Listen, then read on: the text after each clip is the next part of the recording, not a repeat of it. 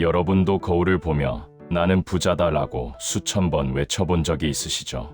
그런데 통장 잔고는 그대로라서 속이 쓰린 경험이 한 번쯤은 있으실 겁니다. 사실 억지로 긍정적인 척하는 건 불난 집에 부채질을 하는 것과 같아요. 내면은 돈이 없어 불안한데 겉으로만 웃고 있으니 속이 타들어가죠. 진짜 부자가 되는 길은 이 솔직한 절망의 순간에서 시작된다고 해요. 우리는 두려움을 억지로 덮으려고 태어난 존재가 아닙니다. 여러분은 그 두려움의 뿌리 자체를 뽑아버릴 능력이 있어요. 네빌 고다드와 수많은 현자들은 억지로 명랑해지라고 하지 않았습니다. 그들은 그저 감정의 표면에 둥둥 떠다니지 말고 깊게 뿌리내리라고 했죠.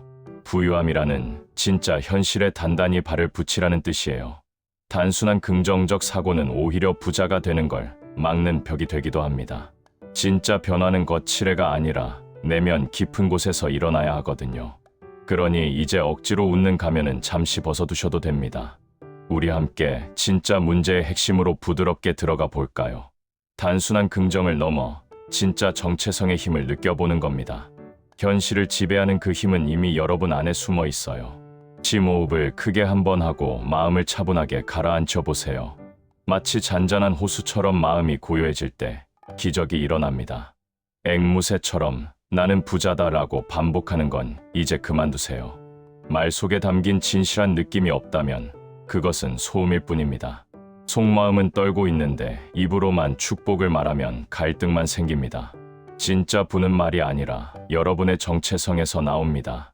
오늘부터는 긍정적인 척하는 연기자가 아니라 진짜 부자의 영혼을 연기해 봅시다. 많은 분들이 믿음을 그저 기분 좋은 상태라고 착각하곤 합니다. 하지만 믿음은 순간적인 쾌활함이나 반짝하는 동기부여가 아니에요. 믿음은 내가 원하는 상태와 딱 맞아떨어지는 정체성 그 자체입니다. 이미 백만장자가 된 사람의 마음 상태를 뻔뻔하게 받아들이는 거죠. 억지로 긍정적인 척 애쓰는 게 아니라 자연스럽게 그 상태에 젖어드세요. 그 풍요로움이 마치 내 원래 성격인 것처럼 느껴질 때까지 말이죠. 네빌 고다드는 원하는 것을 끌어당기는 게 아니라 현재 모습을 끌어당긴다고 했어요. 여러분의 현재 모습은 기계적으로 외치는 말로 정의되지 않습니다. 아무도 보지 않는 침묵 속에서 여러분이 느끼는 그 감정이 진짜 여러분입니다. 세상은 여러분의 입에서 나오는 말에는 별로 관심이 없어요. 세상은 여러분 내면 깊은 곳에 있는 비밀스러운 정체성에 반응합니다. 기초가 부실한 집의 겉모습만 화려하게 꾸미는 건 이제 그만합시다. 겉으로는 웃고 있지만 속으로는 가난을 믿고 있다면 아무것도 변하지 않아요. 억눌린 불안감은 치유될 수 없고 부정된 결핍은 회복되지 않습니다. 예에 바르게 소원을 빈다고 해서 부자가 되는 것이 아닌 이유가 여기 있죠. 신은 여러분이 내면의 진실을 직시하고 그것을 초월하기를 원하십니다. 진실을 긍정으로 덮지 말고 정체성을 바꿔서 그 진실을 바꿔버리세요. 그렇다면 긍정적인 사고 대신 우리는 무엇을 해야 할까요? 바로 내면의 일관성을 유지하고 조화를 이루는 것입니다. 생각과 감정과 상상력이 모두 풍요로움이라는 한 방향을 봐야 해요. 억지로 기분 좋으려 애쓰지 않아도 축복이 자연스러운 사람이 되어야 합니다. 풍요로운 자아가 되면 긍정적인 마음을 억지로 만들 필요가 없어져요. 이미 가진 사람의 여유가 자연스럽게 흘러나오게 될 테니까요. 우리의 잠재의식은 영적인 세계와 물질 세계를 이어주는 문입니다. 그런데 이 잠재의식은 여러분의 말에 속아 넘어가지 않아요. 잠재의식은 여러분이 진짜라고 느끼는 그 자아 개념에만 반응합니다.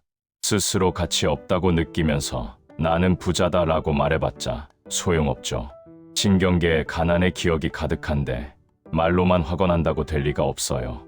잠재의식은 말이 아니라 여러분의 정체성에 철저히 복종합니다. 그래서 핵심은 긍정적인 태도가 아니라 이미 가진 자의 마음가짐입니다. 이것은 가식이 아니라 내면의 진실이자 고요한 확신이어야 해요. 매일 아침 저녁으로 성공을 외치는 한 남자를 상상해 봅시다. 그는 입으로는 부자라고 말하지만 속으로는 카드 값을 걱정합니다. 이런 확언은 변화가 아니라 내면의 싸움만 일으킬 뿐이에요. 결핍이라는 정체성의 풍요라는 포장지를 씌우려니 잘 안 되는 겁니다. 풍요와 결핍은 서로 다른 주파수라서 섞일 수가 없거든요. 그는 긍정적인 사람이 되려는 노력을 멈추고 부자의 정체성을 입어야 합니다. 정체성이 확립되면 억지스러운 긍정은 더 이상 필요 없게 되죠. 몸으로 그 풍요를 느끼면 현실화는 필연적으로 따라오게 됩니다. 과거의 가난한 자아가 만들어내는 소음을 이제 조용히 잠재우세요. 긍정적이어야 한다는 압박감을 마른 낙엽처럼 털어내버리세요. 천천히 숨을 쉬면서 여러분 안의 진실을 깨워보는 겁니다. 여러분 안에는 이미 모든 답을 알고 있는 부자의 모습이 있어요. 기적이 당연하고 풍요가 일상인 그 모습으로 걸어 들어가세요. 어떤 연기도 과장도 필요 없는 그 편안함이 진짜 정답입니다. 이제 여러분은 진짜 부자의 감각을 깨우기 시작했습니다. 자, 이제 조용하고 경건한 마음으로 부자가 된 내 모습을 상상해봐요. 그 사람은 과연 어떤 표정을 짓고 어떻게 숨을 쉴까요? 방에 들어설 때의 걸음걸이는 얼마나 여유롭고 당당할까요? 통장에 수십억이 있는 사람은 작은 일에 호들갑 떨지 않을 겁니다. 미래를 걱정하기보다 설렘과 기대로 상상하며 하루를 보내겠죠. 신과 가능성에 대해 그리고 자신에 대해 무한한 신뢰를 보낼 겁니다. 이 변화는 억지로 꾸며낸 것처럼 극적이지 않고 아주 자연스럽습니다. 이것은 단순한 긍정이 아니라 나와 소망의 완벽한 조화입니다. 가짜 모습이 사라지고 진짜 부자의 정체성이 드러나는 순간이죠. 이 새로운 느낌이 긍정적인 사고와 얼마나 다른지 한번 느껴보세요. 여기에는 억지스러운 행동도 없고 불안한 마음도 없습니다. 대신 차분한 권위와 묵직한 안정감이 가슴속에 자리 잡습니다. 이건 연기가 아니라 잊고 있던 내 진짜 기억을 되살리는 거예요. 신이 당신을 바라볼 때 이미 보고 계시는 그 완벽한 모습입니다. 자기 타협과 노력 아래 숨겨져 있던 진짜 부자가 깨어나는 거죠. 깊은 정체성이 떠오를수록 내면의 구조 자체가 바뀌기 시작합니다. 생각은 느긋해지고 호흡은 깊어지며 신경계가 편안해집니다. 세상이 아니라 내면에서 안전함을 찾게 되니 두려울 게 없죠. 상상력은 풍요로워지고 여러분이 심은 가정의 씨앗에 반응합니다. 이것이 바로 현실화가 억지가 아니라 저절로 되고 있다는 신호입니다. 이미 가진 자는 불안하게 쫓아다니거나 결과를 통제하려 하지 않아요. 그저 존재할 뿐이며 세상은 그 존재를 거울처럼 비춰줍니다. 여러분이 의식 속에서 부자가 되는 것은 누구도 막을 수 없습니다. 긍정적인 사고가 종종 실패하는 이유는 자아가 잠재의식을 억누르기 때문입니다. 잠재의식은 노력에 반응하는 것이 아니라 완성된 확신에 반응해요. 만족감이 머릿속 생각이 아니라 실제 존재하는 상태가 되어야 합니다. 잠시 동안 긍정적이려고 애쓰지 않는 당신의 모습을 그려보세요. 어떤 상황에도 흔들리지 않는 평온함으로 삶을 대하는 모습입니다. 여러분의 결정이 두려운 반응이 아니라 부자의 여유에서 나온다고 상상해 보세요. 내면의 세계가 전쟁터가 아니라 평화로운 성역이 되는 겁니다. 천천히 숨을 쉬면서 과거에 찌질했던 생각들을 놓아주세요. 여러분 안에 있는 신의 영이 표면으로 떠오르도록 허락하세요. 신의 나라는 환경이나 긍정적인 말이 아니라 여러분 안에 있습니다. 의식과 정체성이 만나는 그 내면의 왕국에서 창조가 시작됩니다. 소망은 손에 잡히기 훨씬 전에 그 내면에서 이미 형체를 갖춥니다. 그 왕국을 다스리는 건 긍정적인 척하는 사람이 아니라 정렬된 자아입니다. 예수님은 기적을 바란 게 아니라 기적을 당연하게 전제하셨습니다. 네빌이 과감하게 가정하라고 말했을 때의 의미가 바로 이것입니다. 과감하게 긍정적이 되라는 게 아니라 과감하게 부자라고 가정하라는 거죠. 가정은 정체성이고 정체성이야말로 진짜 창조의 힘이기 때문입니다. 내면의 통합이란 마음이 두 갈래로 찢어지지 않는 것을 말해요. 말과 감정이 일치하고 욕망과 가정이 서로 싸우지 않는 상태입니다. 두 마음을 품은 사람은 그 무엇도 현실로 만들 수 없습니다. 하나 된 마음은 절대 실패할 수 없다는 것이 영적인 법칙입니다. 새로운 생각을 덧붙이지 말고 기존의 정체성을 완전히 갈아 끼우세요. 몸으로 느껴지는 그 일치감이 분열을 없애고 불을 불러옵니다. 이제 여러분 안의 분열을 없애고 진짜 통합을 시작해 봅시다. 의식을 머리가 아닌 가슴 깊은 곳 직관이 있는 곳에 두세요. 과거의 돈 때문에 벌벌 떨며 살았던 자신을 조용히 바라보세요. 밝은 말로 두려움을 덮으려 애썼던 그 모습에게 작별을 구하세요. 그동안 나름대로 나를 보호하려 애썼다는 것을 인정하고 감사해 주세요. 하지만 이제 억지로 긍정을 강요하던 시대는 완전히 끝났습니다. 이제 충만하고 넉넉한 부자의 자아를 내 안으로 불러들이세요. 그 존재감과 확신과 안정감을 온몸으로 생생하게 느껴보세요. 이것은 환상이 아니라 신이 이끌어주신 여러분의 진짜 모습입니다. 노력으로 만든 옛 자아와 조화를 이룬 새 자아를 비교해 보세요. 그리고 압박감 없이 고요한 마음으로 새 자아를 선택하세요. 나는 이미 가진 자가 되기로 선택했다 라고 선언하는 겁니다. 옛 자아가 얽매임을 풀고 떠나가는 것을 부드럽게 느껴보세요. 이것은 감정적인 과장이 아니라 영적인 재탄생의 순간입니다. 현실을 조작하려는 게 아니라 신성한 법칙을 존중하는 것입니다. 감사가 억지로 만드는 게 아니라 저절로 우러나오게 하세요. 좋은 기분을 느끼려고 애쓰는 게 아니라 좋은 일이 일어날 사람이 되는 겁니다. 여러분은 지금 필연적인 부의 흐름 속으로 발을 내딛고 있습니다. 불가능을 평범하게 만드는 그 정체성 속으로 들어가는 중입니다. 이 새로운 정체성에 적응하면 내면의 풍경이 완전히 달라질 거예요. 긴장감이 있던 자리에 부드러움이 저항 대신 개방성이 자리 잡습니다. 충만함을 느낄 때 자신감은 노력하지 않아도 저절로 생겨납니다. 이것은 분열되지 않은 의식이 주는 자연스러운 부자의 향기입니다. 현대 신경과학도 긍정적인 생각만으로는 뇌가 안 변한다고 말합니다. 변화는 정체성이 뇌에 깊이 각인될 때 비로소 일어납니다. 부자의 상태를 반복적으로 느끼고 체현할 때 뇌가 재구성됩니다. 단순히 말하는 게 아니라 내가 그런 사람이라고 온몸으로 느껴야 해요. 상상력이 몸의 반응을 조절하고 정체성이 신경계를 지배합니다. 내가 만든 내면의 현실이 잠재의식을 부자의 형태로 빚어냅니다. 잠재의식이 행동을 바꾸고 그 행동이 환경을 바꿔버리는 거죠. 기분이 좋아서 기적이 오는 게 아니라 정체성이 기적을 부릅니다. 마음을 새롭게 함으로 변화를 받으라는 말은 진리입니다. 세상이 여러분의 모습에 맞춰질 때까지 정체성을 계속 새롭게 하세요. 확실한 결과를 향해 상상력을 부자의 그것으로 업그레이드 하세요.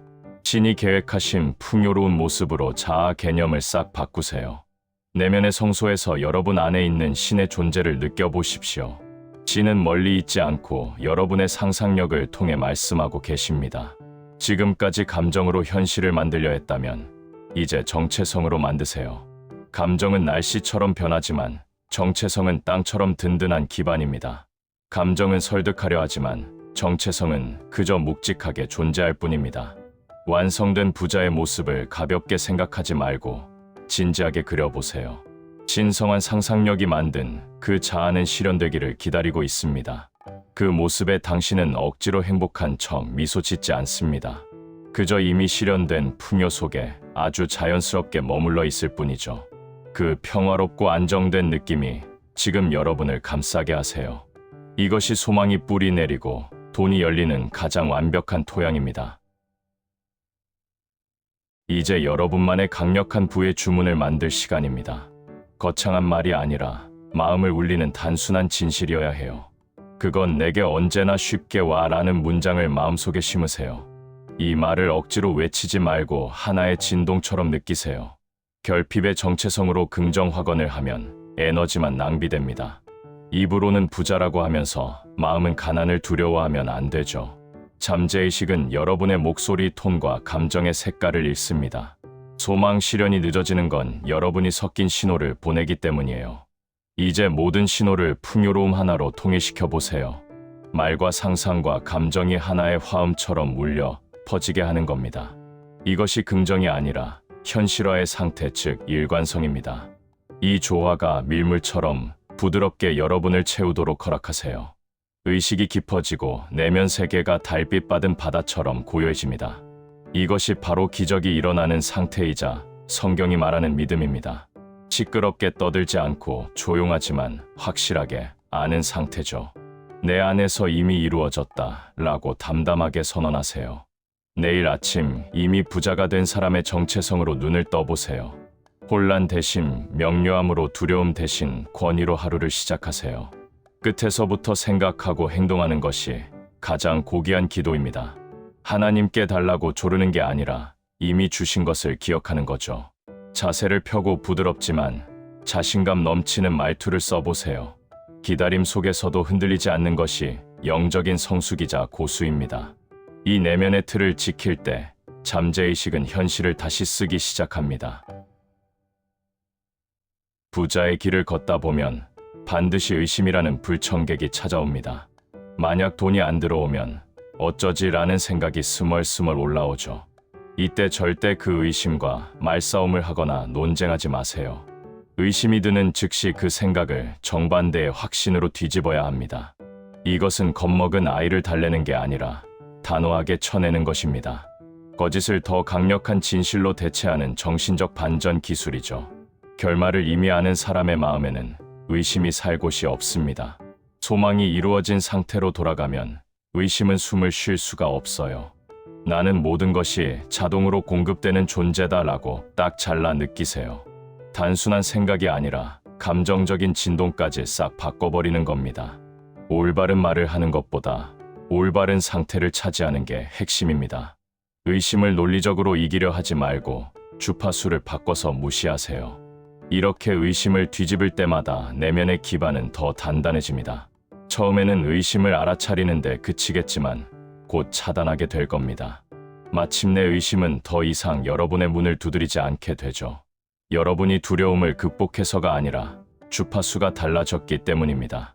의심을 치유하거나 이해하려 하지 말고 그냥 소유권을 포기하세요. 의심이 문을 두드려도 대답하지 말고 묵묵히 빛을 향해 걸으세요. 이것은 속임수가 아니라 주파수의 통제이자 법칙의 실천입니다. 의심이 굶어 죽을 때까지 먹이를 주지 않는 것이 비결입니다. 내면의 상태를 신성한 성역으로 여기고 철저히 지키세요. 두려움이나 모순이 들어오면 확신의 재단이 더러워집니다. 여러분의 운명에 어울리지 않는 것은 절대 드리지 않겠다고 선언하세요. 마지막 단계는 가장 강력하면서도 고요한 침묵의 단계입니다. 이제 더 이상 주변 사람들에게 내 계획을 떠벌릴 필요가 없습니다. 세상이 황금을 보여주지 않아도 여러분은 내면에서 이미 알게 됩니다. 가벼움과 고요함, 그리고 더 이상 부족한 게 없다는 느낌이 들죠. 이것이 바로 믿음이 현실로 굳어지고 있다는 진짜 신호입니다. 예전엔 고지서를 보고 떨었지만 이제는 피식 웃음이 나옵니다. 세상이 여러분의 평온함을 따라잡지 못해 당황하기 시작할 겁니다. 우주는 여러분의 변한 태도에 맞춰 모든 것을 재배치해야 하거든요. 갑자기 공돈이 생기거나 잊고 있던 사람에게 연락이 올 겁니다. 이때 운이 좋았네 라고 하지 말고 당연한 거야 라고 하세요. 이것은 기적이 아니라 거울이 여러분의 모습을 비추기 시작한 겁니다. 더 이상 월세 걱정을 하지 않고 부자들의 얘기에 기죽지 않아요. 이 공허함은 텅 빈 게 아니라 새로운 세상이 들어올 공간입니다. 그건 내게 쉽게 와 언제나 그랬듯이 라는 주문만 맴돌게 하세요. 아침에 눈 뜰 때 스마트폰보다 먼저 이 진실을 꽉 잡으세요. 하루를 두려움에 뺏기지 말고 내가 주도권을 쥐고 시작하는 겁니다. 나는 쫓는 자가 아니다 라는 선언이 여러분을 왕처럼 만듭니다. 돈도 기회도 사람도 이제 여러분을 향해 알아서 흘러옵니다. 아무 말도 하지 말고 이미 다 가진 사람처럼 묵묵히 걸으세요. 가격표를 보지 않고 물건을 집는 상상을 하며 마트에 들어가세요. 진행 상황을 체크하지 마세요. 여러분은 이미 도착했으니까요. 여러분의 침묵이 어떤 외침보다 더 큰 예언이 되게 하십시오. 당신이 바로 해답이고 당신이 바로 걸어 다니는 풍요 그 자체입니다. 구독, 좋아요 부탁드립니다.